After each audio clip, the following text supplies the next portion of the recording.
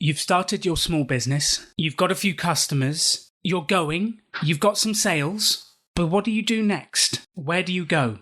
In this episode, I'm so excited to have Jennifer Vessels back with me, coaching one of our listeners to grow their business alongside you, because that's one of the critical things we've all got to do, is build the business, keep the sales coming in, and turn it into something that can actually provide for you and your family.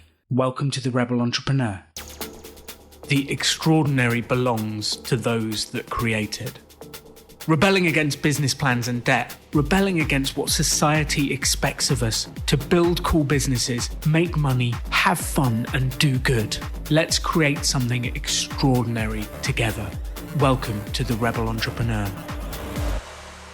Do companies like Google, Adobe, and the giants of Silicon Valley face the same problems that solo entrepreneurs from around the world face?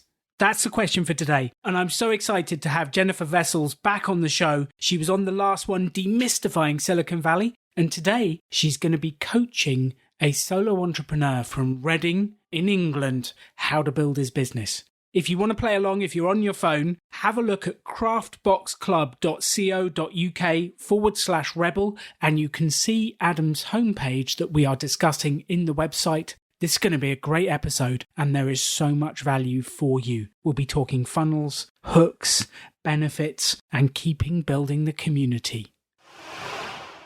So welcome to the Rebel Entrepreneur. I am very excited to have with me. We've got two people here today. Let's introduce them in order. First off, I have Adam with me, and Adam actually came to the Pop-Up Business School in Reading a couple of years ago, wasn't it, Adam? It was a couple of years ago, and it was absolutely wonderful experience and got me off in the direction that I'm going at the moment. And you're building a business called Craftbox Club, is that correct? Yes, that's right. It's Craftbox Club. I've been trialing this idea pretty much ever since the Pop-Up Business School, and it's gone through various iterations of kind of crazy art events to craft workshops, and it's ended up as an eco Craftbox subscription company. I'm excited to find out more about the crazy art events and what you've been up to. And also on the show today, I have with me Jennifer Vessels. Jennifer, welcome back to the show. Thank you. It is wonderful to be here again, Alan. We had so much fun with the demystifying Silicon Valley episode that we did. If you haven't listened to that one yet, please do. It's the last episode. It was fantastic. Thank you for coming on. And I think that's one of the bits that we've actually been talking about is whether it's Adobe or Google or Microsoft or a one-person or two-person entrepreneurial team that's operating, there's some similarities, isn't there? There are definitely a lot of similarities because from a Silicon Valley style perspective of growing a business, the key to success is to identify a problem, a need, something that will drive people in the marketplace to commit to a new product, a new service, a new solution, pay money for it, and then you have a business. It all starts with a problem or a need or a desire that is worth spending money and committing, and then you've got a business. I love that. And it's the simplicity with which it's the problem and the need, sell them something and you have a business. And it's that simplicity. And quite regularly, I talk to people and say, people make business too complex. They make it far too complex. Let's boil it down. Let's find the problem, the need. Let's sell this thing. That's absolutely it. So this episode, Jennifer and I will be unpacking where Adam is with his business and hopefully adding some value and helping him with that. And the idea is that you at home can listen along to the questions that Jennifer asks, how she probes, and what she does, and you can think about your business alongside Adam, and this should give you a huge amount of ideas of where to go next with your business. So whilst we're helping Adam, our hope is that it will inspire you to think about your business at home at the same time. That said, Jennifer, where's the best place to start?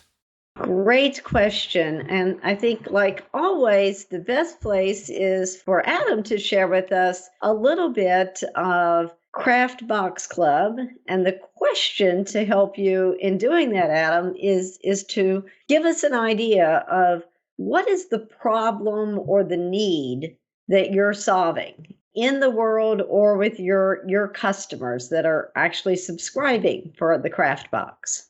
Okay, sure. So where this idea came from, I guess, was my own need while I was working in a different job to be more creative. And so what I wanted was some craft kits that were easy to do, so easy for beginners and quick enough to do in an evening with really clear instructions, so I could make something that was, kind of cool that I could show off to people, and that I'd be proud of making. And I looked around for workshops and for other craft kits, and just didn't find anything that either fitted with a busy life on the workshop side. And then also with the craft kits, they just seem to be full of plastic rubbish.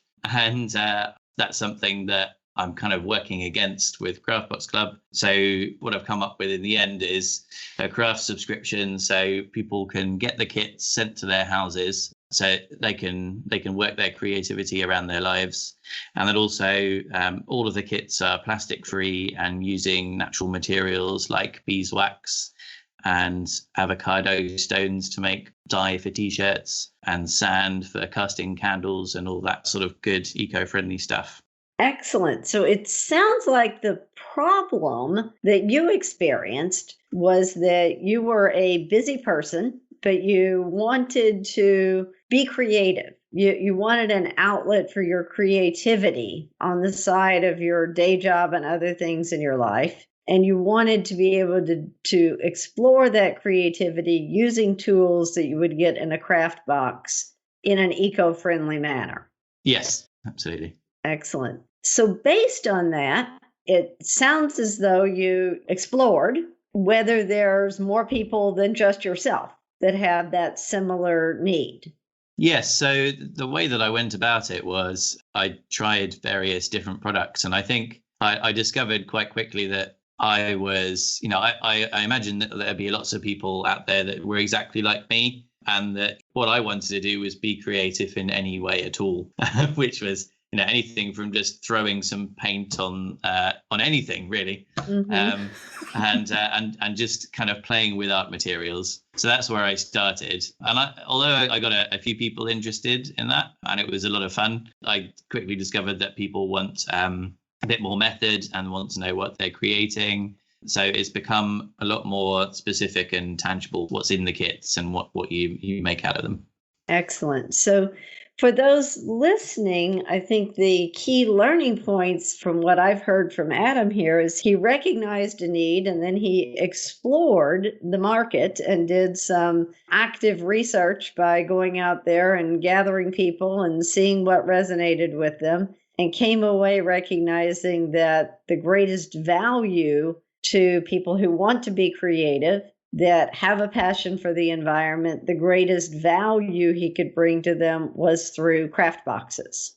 From that as a basis, Adam, tell me a little bit about your vision for the business. Where do you see it going now that you've discovered this particular need? What I'd like to do from here is grow the subscriber base so more people craft along with me. And what I really enjoy is designing and making up these kits. So coming up with something each month that I really enjoy learning and sharing that with other people every month. So this will be completely different crafts to explore every single month. So I just basically want to keep doing more of that, and for that to be more of a full-time thing for me to do, so I can spend more time on it so that the kits can be better. Excellent. So where are you in achieving that today? So at the moment, I have about 70 to 80 subscribers, and that's built up over the last few months. So from about late February, early March is when I started doing the subscription boxes, and that's sort of active subscribers. So that's where people come and go. That some people are unsubscribed. So I've had more customers than that, but I'm on that number, and I'd like to take that over the next year to about 300. And ultimately to 500, which is where I think I'll be able to make this a full-time venture. Got it. So in a subscription model, one of the most important aspects in growing that kind of business is to first get people to engage. You want them to come in, see what it is, experience it, and then ultimately to subscribe. Once they have subscribed, then you need them to engage even more because they're now paying money. So they need to see and be constantly reminded of the value that they're gaining from that so that they re-engage and renew in the next year. Yes. Tell me a little bit of where you are today in engaging, bringing people in, having them feel part of this creative, eco-friendly community. And how does that relate to converting them from visiting your website, looking at your Instagram, to actually committing to a subscription? Sure. Okay. So I take three different approaches to finding people who'd be interested in doing crafts. So one has been, and particularly doing these in real life events, I've built up a bit of a local following from doing the workshops and appearing at festivals. And then also I've been doing markets locally as well to get the word out there. So that's really focusing on independent markets and eco markets. So they're people who have at least got an interest in small business and then the environment as well. And then online, I've really been working on getting on the front page of Google for certain keywords. And I've been quite successful in doing that, which has kind of been a surprise, really. I never really thought I could compete with everybody else on there and be able to get business through Google, but that's actually worked really well. And it's been nice to be able to do that without having to pay for it as well. It's really powerful. And then the third one is this particularly came from something that Alan said at the Proper Business School, is about using social media sort of socially. So what I'm doing is basically just finding people who it looks like they're going to be interested in crafts.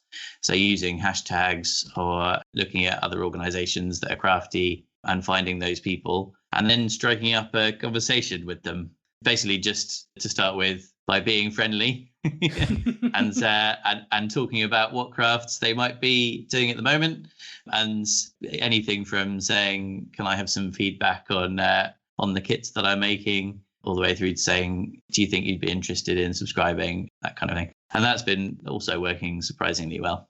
Interesting. So it sounds like you've done an amazing job in gaining awareness and finding people that are interested in crafts, that engage in dialogue. Tell me a little bit about the numbers and the statistics. Once they're aware of you and they come to your website, how engaged are they in looking at the various craft kits and watching the videos and engaging while there? And then we'll go to the second question, which will be subscribing. Sure. Okay. So at the moment on social media, I'm getting, I've got quite a lot of followers. It's about 1,600 followers, and the engagement on there is quite good. So that's mainly likes and then a few comments about, it's nice when I see current subscribers saying, oh, I'd really like this in my next delivery. So I'm getting engagement on there. And then in terms of website traffic, I'm getting about 1,200 visits a month. Interesting. And of those visits, how long do people stay on the site, and how does that relate to things like your bounce rate, where they come and they say, oh, this is not what I thought it was? Well, yeah, so I've got this quite high bounce rate of 90%. And that was something that I was going to ask about, because it kind of just doesn't seem right.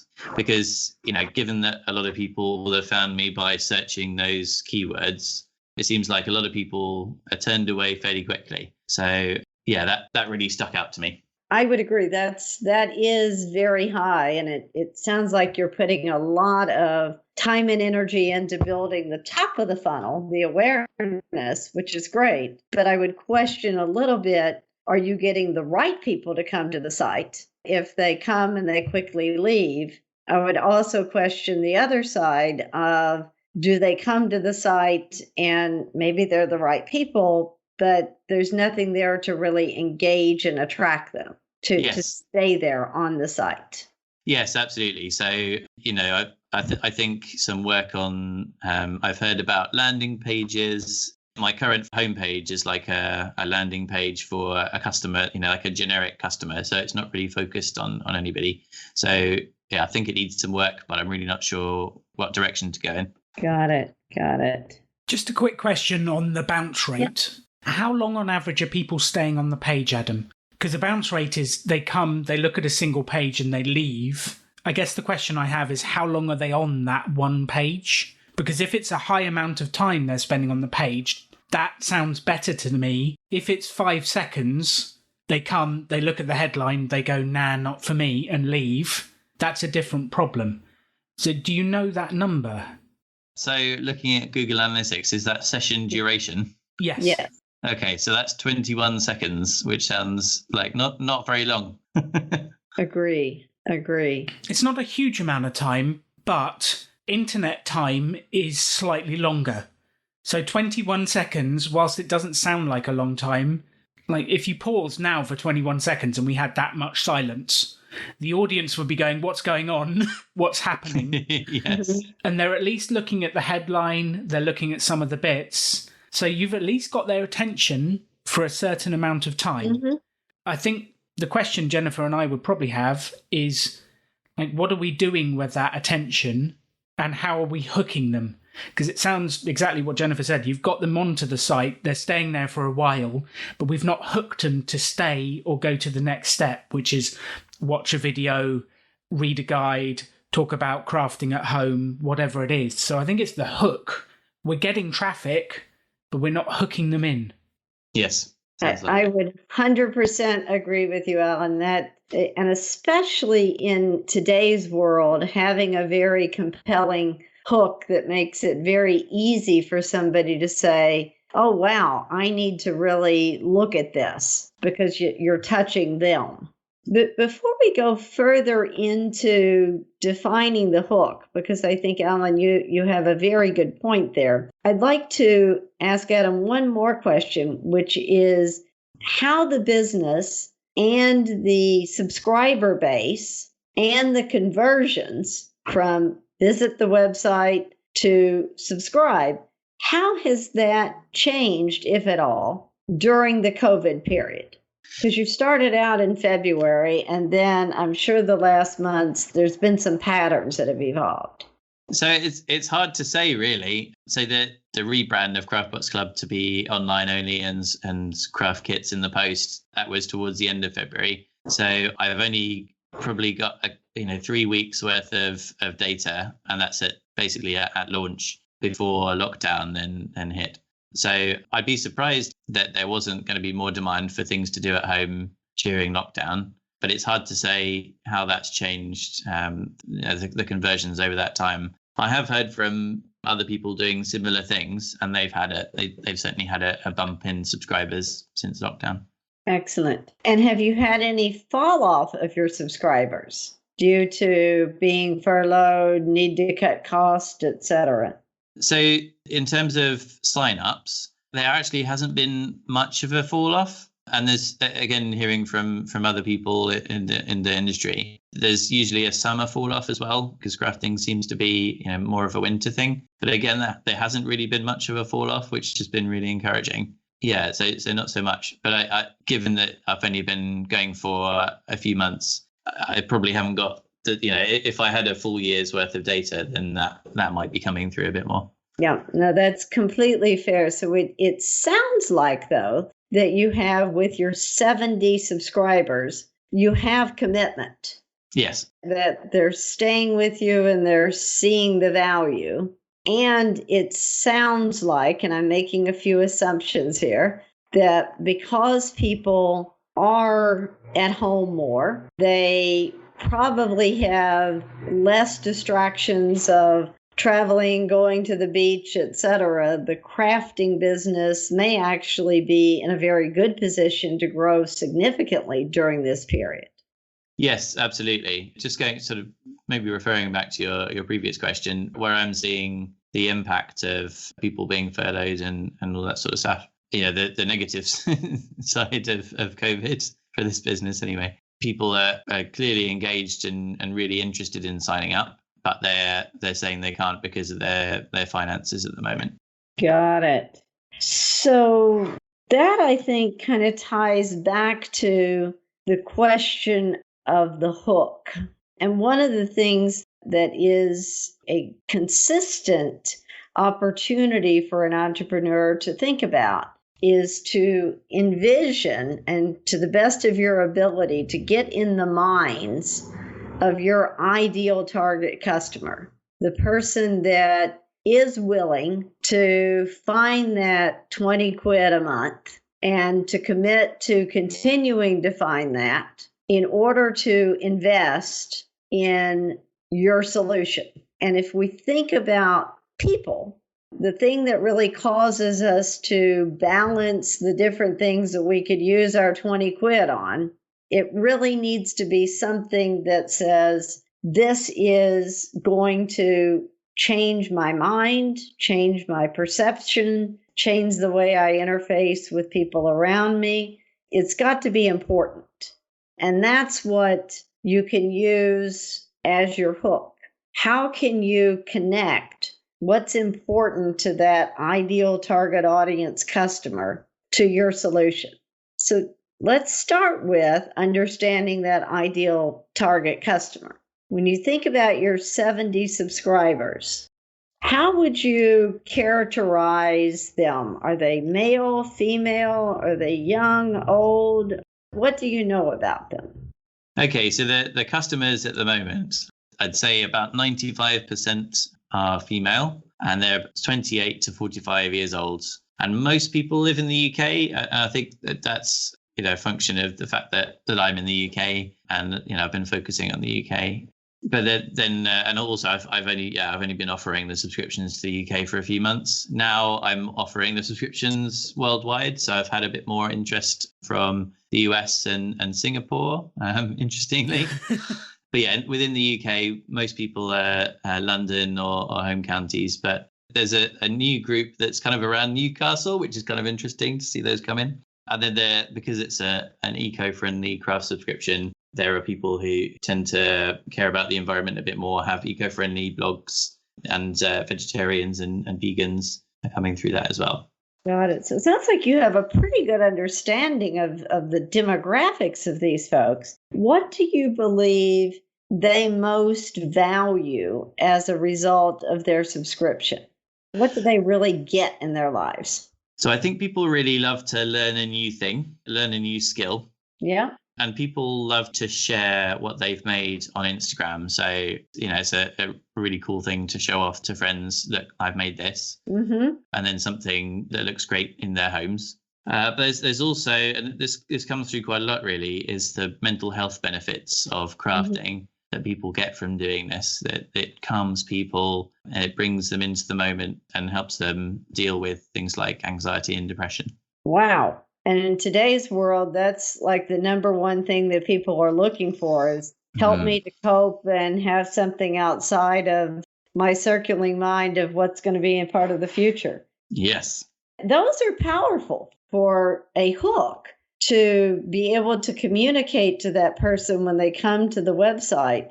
The world is changing around us. We have lots of questions and uncertainty.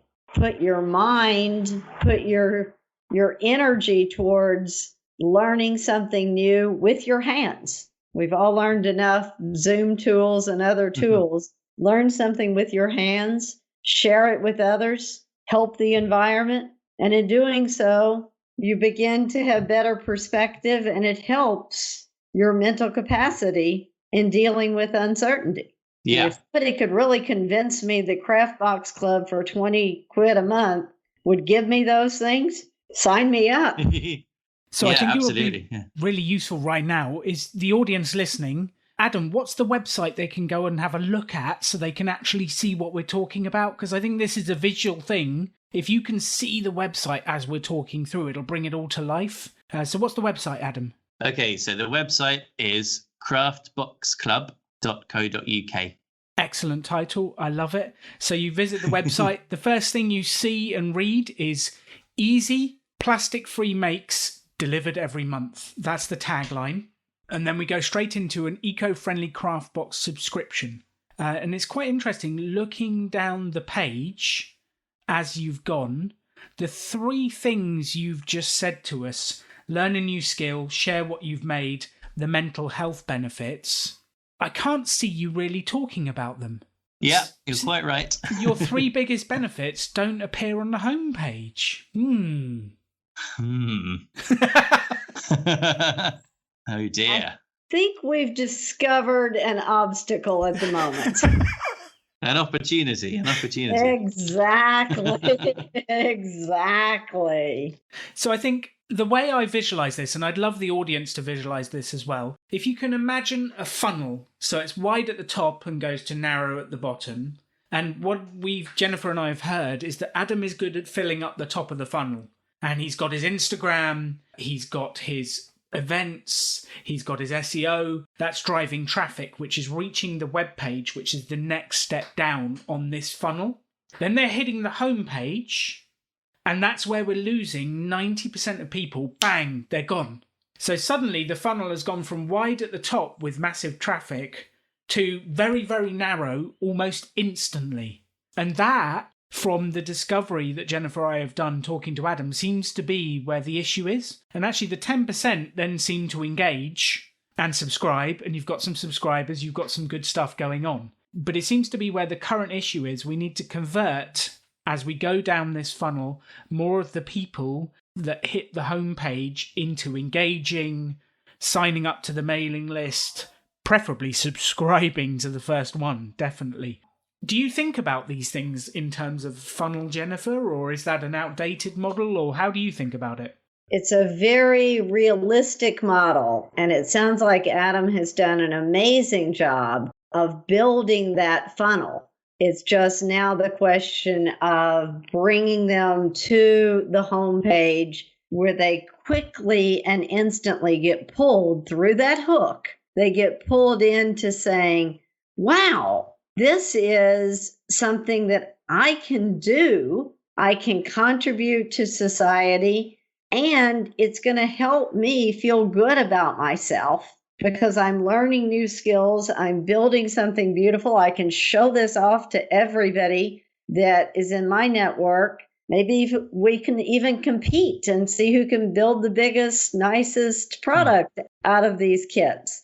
So it seems as though you've got a great opportunity to engage people with the human side of what you're delivering. Because what you're ultimately delivering is helping people that want to create something. They want to learn a new skill. They want to share in a community of like-minded, eco-friendly people. And in doing so, they feel better about themselves.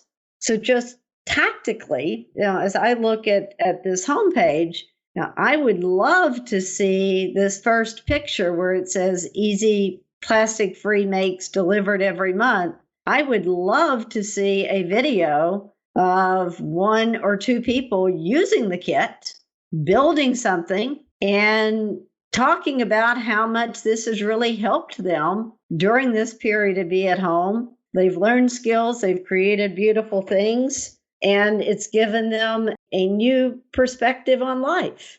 If I saw that, I would instantly say, heavens, I'm not very good with my hands, but maybe even I could do that. Yeah, sure. I think the video is a really powerful thing, particularly when you're getting customers to do that. I think that's something that terrifies me a little bit. Going out to my customers and asking them for that kind of thing. I guess particularly at the moment. So I have a video at the moment of like a demo of the kit being made, which is a bit lower down, and then I've got some reviews which are lower down the website. I wonder, I guess there's, first there's the question on how to engage with customers to get that kind of content, which I can see being really valuable. And then either in the meantime or in place of, if that proves really challenging, should I move around some of the content that I've got on the website at the moment so that it lands with a bit of a better impact? I've got one quick idea. Why don't you run a time-lapse competition? So ask your 70 subscribers. We're having a competition. You'll get your next month free if you're the winning entry. Please send me a time-lapse of you building the next box so that you can see it being built, see what happens. You can choose the best one. You can reward the person. You can give them something they actually want, which is sharing it. And you'll get some incredible content for what you're doing. I would run a competition, give something away, get them excited, get them engaged, and do exactly that, which brings people in. Absolutely. And instead of a free month, I would offer them 1 or 2 gift subscriptions that they could then provide to their friends and family. Yes, way better than my idea, Jennifer. Way better than my idea. Yes.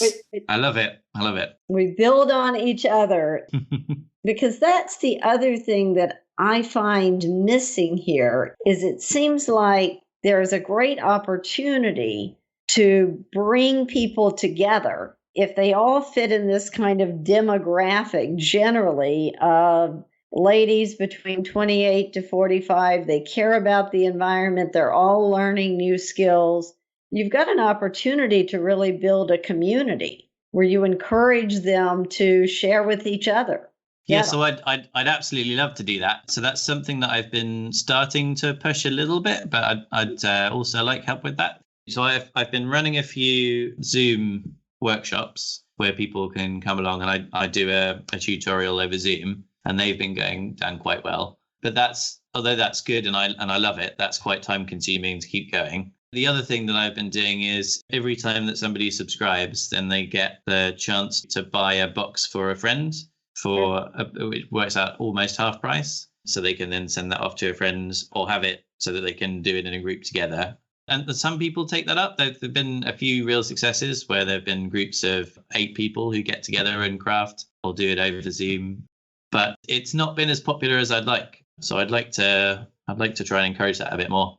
Mm-hmm. And I think just simple things of possibly having either a newsletter or a regular blog post where you recognize people, you encourage them to engage and share with each other. Not necessarily you organizing everything, but they working together. And invite people to give you referrals. If you refer somebody, you get another gift subscription or you get an extension of your membership so that you're really leveraging those 70 people that you have.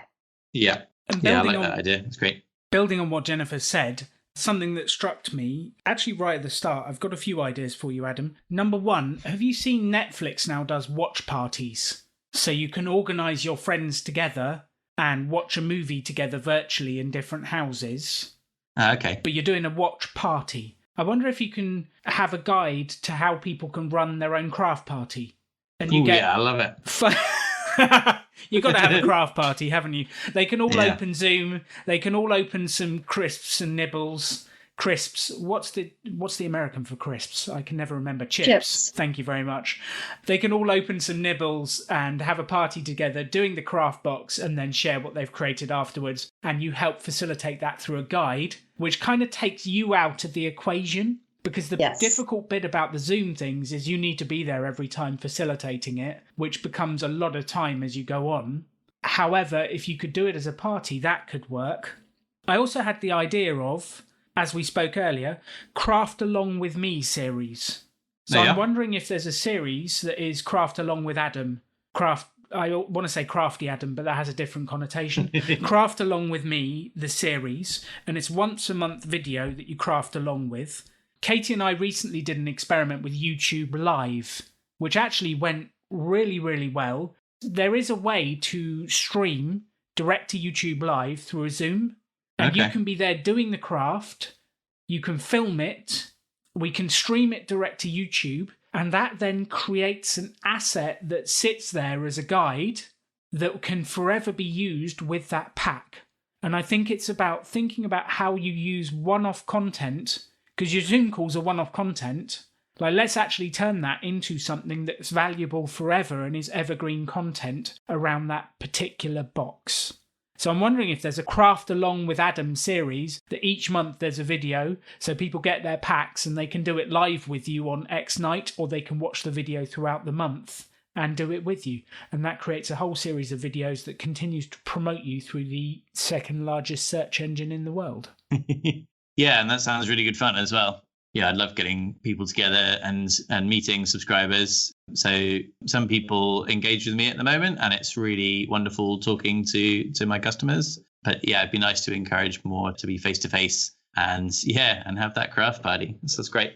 And that's really the core of building a business long term is you've got to understand what are the hooks and the drivers that bring people in from their viewpoint. The learning new skills, the creating something beautiful. I would suggest being part of a community in doing so, especially in today's COVID world, as well as the mental health capability that goes with it. So understanding that. But then it's the question of how can you build scalable, leverageable assets that allow you to reach that hook out to as many people as possible. So the idea of creating how to have a craft party, as opposed to having the craft party, creating the content, and then building the community. So your 70 users are working together and they're then identifying the next 70. If each of those gave you one referral, you'd be at 140. If each of those brought in, a half a person, you'll be at your 300 very quickly. Yeah, I love this idea of building a community around the subscriber base. It's just got all sorts of benefits, like you were saying, as a kind of a multiplier of the subscribers, but also it'll help with that mental health aspect of getting everybody together and crafting together and sharing an experience. So yeah, I love that idea. I think it's about, at this stage, what we're talking is actually further down the funnel. From the very top, we brought people in, they've come to the website, they've signed up to a subscription. Now they've subscribed. It's how do we build the community to keep them subscribing and to keep adding value. So we've gone right to the bottom of the funnel to keep those people. And actually, you can almost expand the funnel out at that point if you get what Jennifer is saying, the referrals right. The question I have, this is a very functional, practical one. What's the best home for this? Because there needs to be a home for the community where they can meet, preferably online, because if you've got people in Singapore, Newcastle, and London, they need a virtual home where they can share questions. They can say, Adam, here's the amazing thing I've made. Or Adam, it all failed. Look, my candle is melted over to one side and it looks a bit weird. All of that stuff needs to be shared, created, and brought together. Where's the best place? What's the home? Yeah, it could be a few different levels. I mean, one is ultimately the home would, or should be a special sign-in section of the website.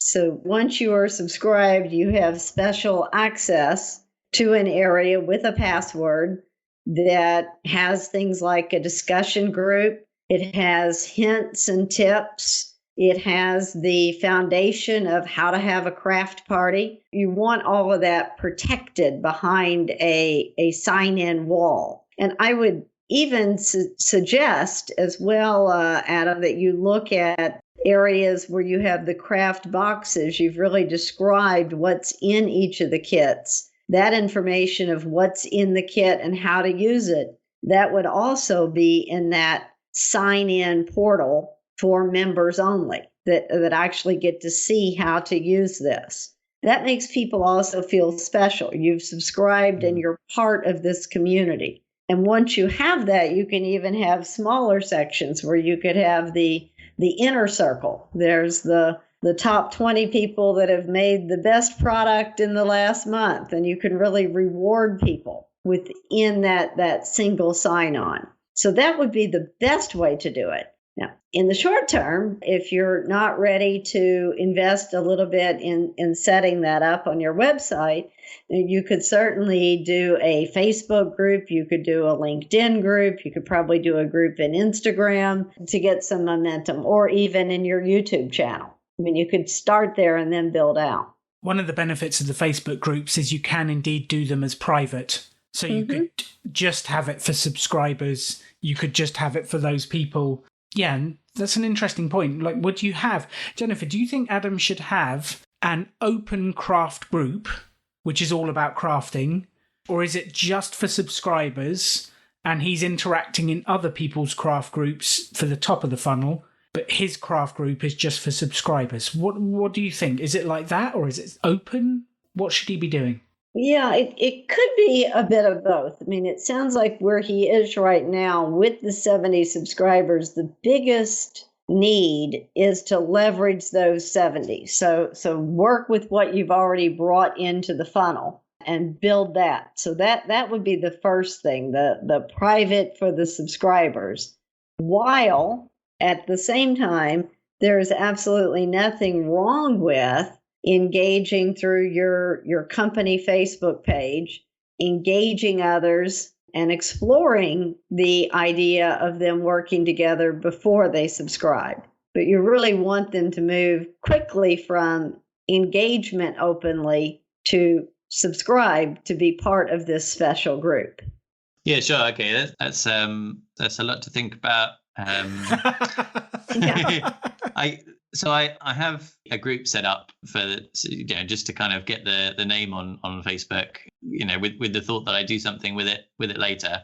I think the thing is that at the moment people are loving to share their stuff on their Instagram feeds, and they do use the Craftbox Club UK hashtag. So I get to hear about it and engage with it, and I'll post that on my story as well. It's just so. What I think people really love is sharing what they've made with everybody. Yeah. And then if they were sharing that in the private Facebook group, at the moment, no one's seeing that. That's the thing. Right. And with 70, I wasn't sure there was the volume of people to get a real community going in a Facebook group with knocking out everyone but 70 people. Do you think I need 70? Is 70 good to create enough of buzz for that to be a thing? Or is it worth waiting till later? That's what I felt like. Well, it's fairly easy to set up a private Facebook group. So if you set it up and you invite the people and monitor the participation and do some outreach to those first people, I think you'll get your answer. It's more from their view than our view. And the same with the Instagram. If they're interacting there on Instagram, jump into their interactions and ask the questions. A lot of the entrepreneurs that I work with tend to think things through for very long periods of time. There's a lot to be said for think it through and formulate your question. Go out to your community and ask them. Ask them what will make them feel more engaged, what's really helping them through this COVID period by using crafts. What do they use to share what they've made? Where would they like to share it? Get their feedback. I love that. I think Jennifer need to engage them. I love that. I think Jennifer is exactly right. We could send out an email to your 70 subscribers saying, I'm thinking about bringing the community together. What's the best platform to do that on? Should I do it here, or here? Give them some choices and then see what they say. And I love, it's the quick testing, isn't it, Jennifer? It's the reaching out and just doing it quickly and see what happens. Absolutely. The best way to learn is try it and or ask others what they believe. Yeah, that sounds good. All right. Engagement. Subscription model is all about engaged users that feel they're part of something. They feel they're engaged in building something for themselves, but also something for the broader future, especially these people that are eco-friendly supporters. Jennifer, I think having heard Adam, we've given him a huge amount of ideas. We've given him a lot of things to do. Yes. And I just wanted to add in a time perspective, because we've spoken about all sorts of things you could do. And actually what this is a business you are building. And I want all of the listeners to hear this. This is a business you are building over the long term. We're not suggesting you have to do this all today. We're saying let's start and step by step. Let's work on the homepage this week. Then let's work on this bit next week. Work on the next bit the next week. We gradually build the subscriber base. We gradually build the resources. The week after we do the guide to running a craft party. The week after we do this. And gradually over the next 1, 2, 3 years, it will build into the business you want. And I think it's about taking that long-term, sustainable mindset that I'm playing this game, I'm having fun, I want to continue playing the game over a long, long time, and it will gradually get better as I go.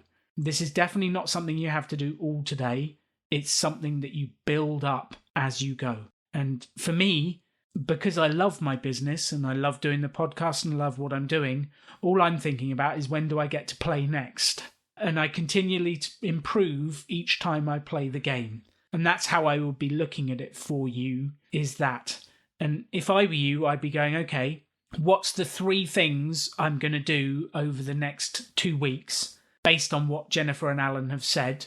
What's the 3 things? And then what's my someday maybe list? So maybe the group goes on the someday maybe list and the starting point is the homepage hooks or the craft parties, whatever it is. But that would be my question. What's the 3 things you're actually going to do?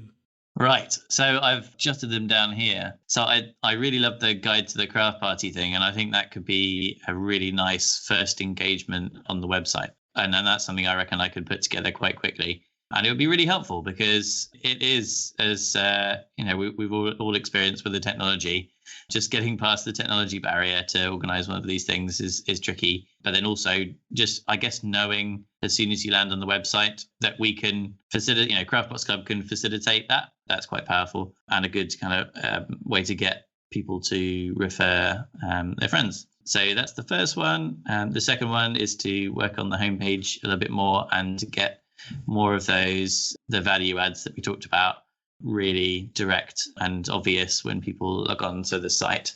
And then I think so. The third one is building the community, and there are so many ideas there. I've not chosen a top one, but that's definitely something that I want to do, and I'd really love doing because it really makes it more enjoyable for me as well as everyone else doing it. So I'll have to have a think and get back to you about those.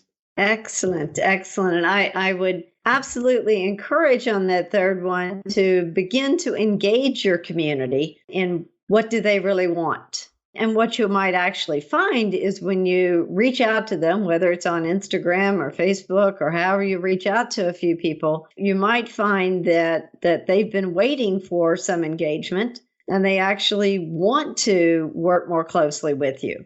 And who knows, you might get some of those offers for testimonials that you can include in more direct format on the homepage.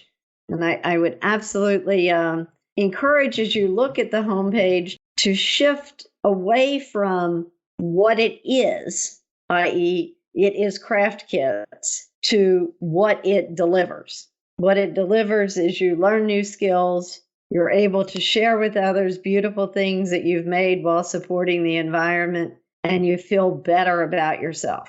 Can I ask a question on that point? No. So no. No. So I'd get the delivering the value completely and trying to show what the value is up front on the website. I guess what I'm thinking is, how do you balance that with the keywords that people will search for? Because I think if people, if one of the benefits, say, is mental health, then if people search for mental health, then I'm not going to rank for that, say. But people will be, if people want that kind of thing, people will search for, so I'm ranking for craft box and craft kits, which is the sort of what it is thing. So I think people search for what it is, but then they want to see the value on the website. So what's the best way of balancing that? So you've got the people coming in at the top of the funnel, but when they get there, then they're engaged. Yeah, it's not an easy question, but it really comes down to the way you structure the copy, that you absolutely want to note that you provide craft kits that allow people to learn new skills, easily share eco-friendly craft creations in order to feel better about oneself and gain perspective.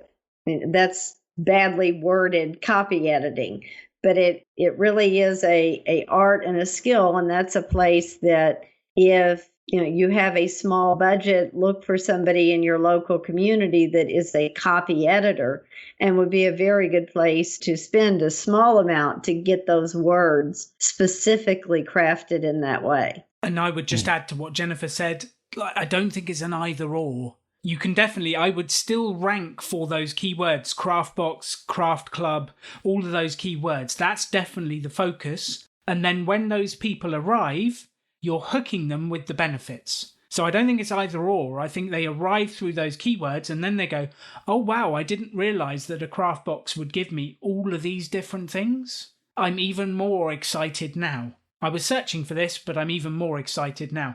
So I don't think it's an either or. I think you still focus on your strategy. You shouldn't be trying to show up for mental health, but maybe that's one of the benefits that they get from doing the craft boxes. And there is a way to put yourself out there to say, reduce anxiety through crafting. There's definitely a way to do that. And we can probably find some studies online that show crafting, colouring in, the health benefits of those things. But the focus is come for a craft box. Here's why you should buy it, the benefits.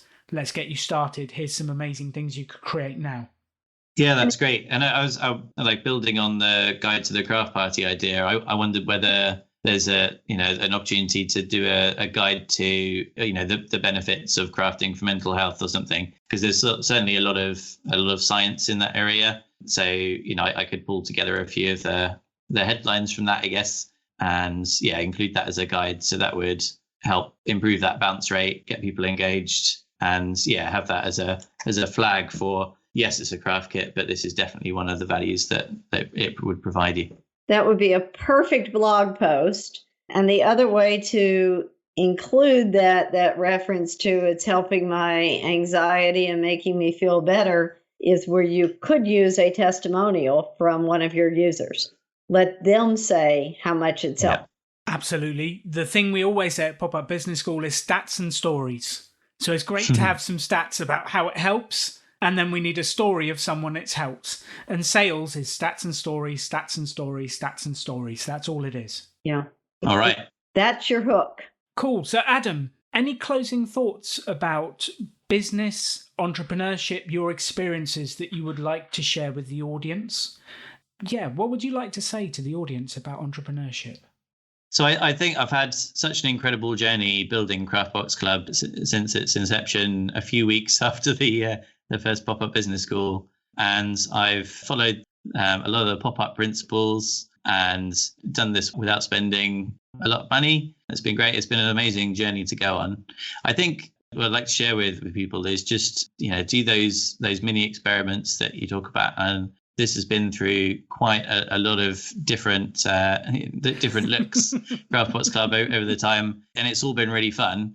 And it's been really rewarding to get to something since the beginning of this year that's really resonating with people, just by pivoting the idea and knocking it around a little bit. So if something's not working, don't completely throw it away, but maybe just change it a little bit, get to know what people are into, and keep innovating it. And it's just a great thing to do to build your own business and be your own boss. I love that, Adam. Awesome. And Jennifer, thank you so much for helping us, for your ideas, for your wisdom, for your experience. Do you have any closing messages for the audience and or challenges for Adam? Thank you. It's been wonderful to be here. I mean, I think the main takeaways to me is that Adam has done an amazing job of being persistent and building on his view of a need and his passion, and has identified a very real need in today's market for people to learn, do things with their hands, find a way to share with others, and reduce their own anxiety. So congratulations for that. I often observe when people have gotten to that level where they are at a stage of identifying, validating the need, getting those first customers, the biggest challenge is how do you grow from here? And it sounds in Adam's case like we see in a lot of companies that while, yes, you always want the top of the funnel to be continually filled, it's very important to look at what's already down here in the bottom of it. And especially in a situation where there is commonality among the users. Adam really knows his user base quite well. Let's build on that and grow that user base, and that will ultimately fuel the top of the funnel. So thank you for the opportunity to share perspective and get to know a wonderful entrepreneur that's on to greatness. I love that. Thank you, Jennifer. And where can the audience find out more about your work and what you're doing currently? Excellent. So the best way is to look at my own website, which is jennifervessels.com. And feel free to also reach out to me on LinkedIn, and it's just simply Jennifer Vessel's profile. And I look forward to engaging with you. Thanks so much for coming on the show. Jennifer, you are a legend. Adam, go make this happen. And will you let us know how you get on? Yeah, for sure. And thanks for having me on. I really appreciate it. Thank you. Great advice. It's been average. Thank you for tuning in to The Rebel Entrepreneur. It's been a lot of fun. Jennifer and Adam, goodbye. To everyone listening, go out there, make the business happen, have fun, make some money, and live with passion. Now that hour working with Adam went so quickly. There's a few key things I just wanted to end up giving you at the end of the episode, and they are, number one, the funnel. Every single one of you who are listening to this podcast, for your business, you have a funnel. And the question is, how are you filling the funnel at the top? Are you using Facebook? Are you using adverts? Are you using flyers? What are you using to fill the funnel to bring people into your business? And then from there, where do they go? Do they go to the homepage of your website? Do they come to your shop? What's the first steps? From that homepage, do they go to the buy now page? Do they go to the subscription page? Are they clicking through to the basket? And at every decision point, you're going down a level in the funnel, and we need to see if at the bottom it spits out a customer. And after you've been doing this for a while, you will be able to tell if I put 1,000 people in at the top of the funnel, I get 10 sales at the bottom, and I'm trading on about a 1% conversion rate. Then you know what work you've got to do to build your business. So take what we've learned in the episode and start to sketch out a marketing funnel for your business. And if you want to learn more about that, there is an article on the Pop-Up Business School step-by-step guide that talks you through how to design and draw out a funnel for your business. The second thing I'd love you to take from this episode is Adam had a clear hook or benefit for what his business did, but his marketing didn't talk about it. And it is incredible the number of businesses I see that don't talk about the primary benefits to their customers on their website and their marketing material, and quite often they don't even know what they are. So what do I want you to take away from this episode? I want you to think about what's the key benefit to the customers you're supplying now, and if you don't know, ask them, and then make sure that is clearly stated throughout your website, throughout your marketing material, in your emails, and use that to hook people in that will start the sales process. And the third thing I would love you to take from this episode is, once you've won a customer, it's about keeping a customer. And the clear action you can take away from this is start to engage with the people who have already bought your product or service. Ask them what they're looking for. Ask them how you can better serve them. Engage them and talk to them. So there is 3 incredibly clear actions for you to take away from this episode. Thank you for tuning in to The Rebel Entrepreneur. Please subscribe to the podcast, and if you've enjoyed what you've heard, leave us a review. It is the reviews that drive me to keep producing episodes and adding as much value as I can for you. Thanks for tuning in. Go out there and get them. You can have any life you want to. Choose to build something cool. Choose to take action. Choose to work to make your dreams become reality. Stand out. Be different. Be yourself. Be a rebel entrepreneur.